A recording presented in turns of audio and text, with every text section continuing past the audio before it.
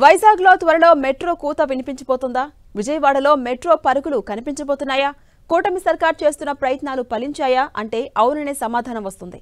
ఇప్పటికే ఈ రెండు ప్రాజెక్టుల డిపిఆర్లు రెడీ అవుతుండగా AP metro rail corporation limited AP ప్రజలకు గుడ్ న్యూస్ ప్రకటించింది. ఇంతకీ ఆ గుడ్ న్యూస్ ఏంటి ఇప్పుడు చూద్దాం.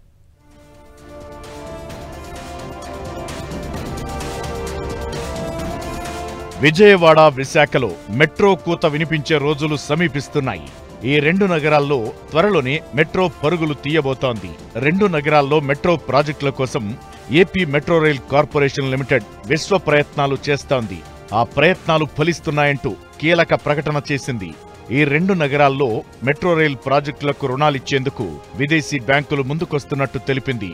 తాజాగా ఏఐఐబి బ్యాంక్ ప్రతినిధులతో AP metro rail corporation MD Ramakrishna Reddy సమావేశమయ్యారు.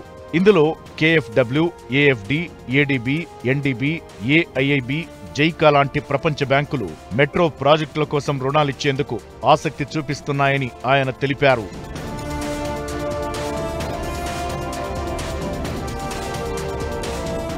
విజయవాడలో ప్రతిపాదిత మెట్రో కారిడార్లను ఏఐఐబి బ్యాంకు ప్రతినిధులు క్షేత్రస్థాయిలో పరిశీలించారు. రుణాలిచ్చేందుకు ఆ బ్యాంకు ప్రతినిధులు సుముఖత వ్యక్తం చేసినట్టు తెలిపారు.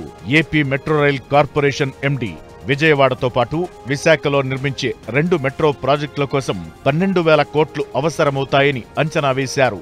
ఇందులో విశాఖ మెట్రోకు 6,100 కోట్లు, విజయవాడ మెట్రోకు 5,900 కోట్లు రుణం సమీకరించాలని నిర్ణయించారు. ఇప్పుడా ప్రయత్నాలు ఫలిస్తున్నాయి. అయితే మెట్రో ప్రాజెక్టులకు తక్కువ వడ్డీకి లోనిచ్చే బ్యాంకులతో మెట్రో కార్పొరేషన్ ఎండీ సంప్రదింపులు జరుపుతున్నారు. త్వరలోనే కేంద్ర రాష్ట్ర ప్రభుత్వాలతో విదేశీ బ్యాంకుల ప్రతినిధులు సమావేశం కానున్నారు. రుణాలు, వడ్డీ రేట్లపై చర్చలు జరపనున్నారు. అన్నీ ఓకే అయితే ఆ బ్యాంకులు రుణాలు ఇవ్వగానే మెట్రో పనులను మొదలు పెట్టనున్నారు.